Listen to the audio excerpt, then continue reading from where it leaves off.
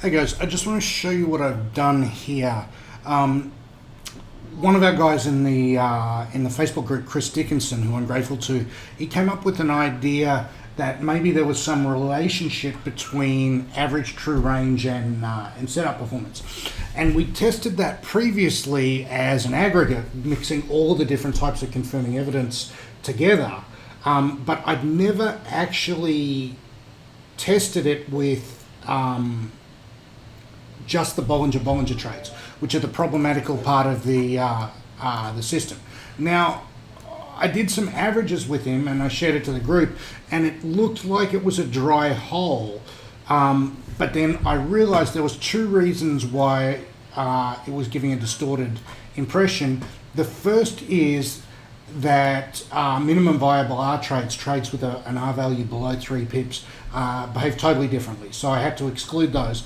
And secondly, I'm in our spreadsheet where eyeballing the, you can see here we track average true range, but I'm just eyeballing it. I'm not like pulling it like absolutely scientifically. So for that reason, there's a disproportionate number of whole numbers, like 0.2s. You can see 0.2, there's a heap of them. 0.1, there's only a couple of them, right? So anyway, I did a couple of things. First of all, I manually went through every data point to check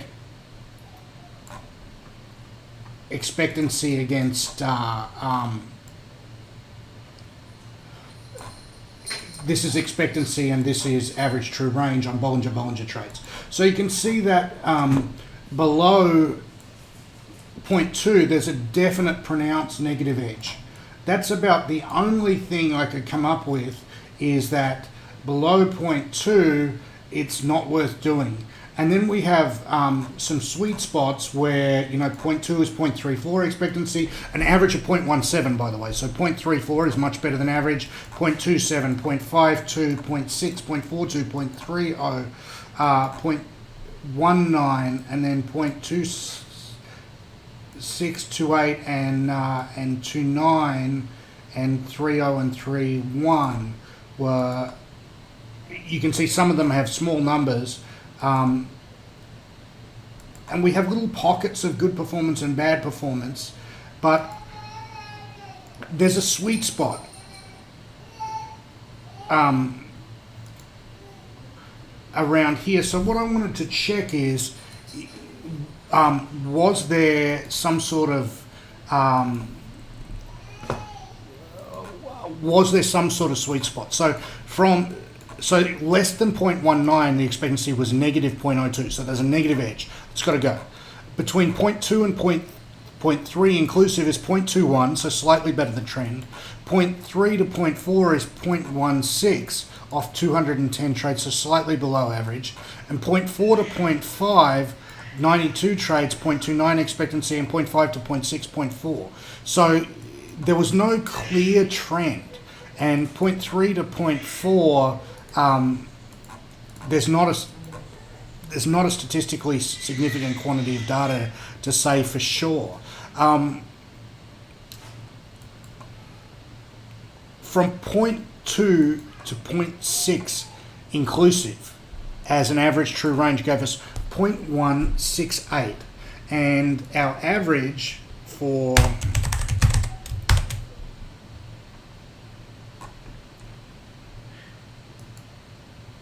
this is 0.178, so improvement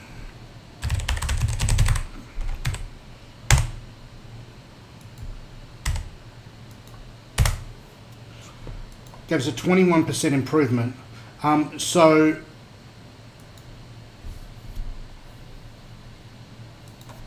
I'm still not sure about this and why. So what I did is a thing called winterizing data. Now, you can see that because there's small numbers here, like, 0.28, there's only, see, there's a heap of 0.3s, but there might only be a couple of 0.37s and a couple of 3.39. So if you've got 3 of anything or 2 of anything, like 0.52, it's really easy to get a big number, like an outlier big number or an outlier bad number. So what I did next is I what's called winterized the data, which is a statistical technique where you remove the outliers. It's kind of useful. When I removed the outliers, this is what it looked like. So it didn't look like a positive correlation anymore. Once I take the outliers out, it still looks like below 0.2 is arse. It still looks like this is the worst of it. I don't know how to explain that other than it looks like randomness. Yeah, other than it looks like randomness, except for 0.2 and I've got to think about this some more. I'm not 100% sure.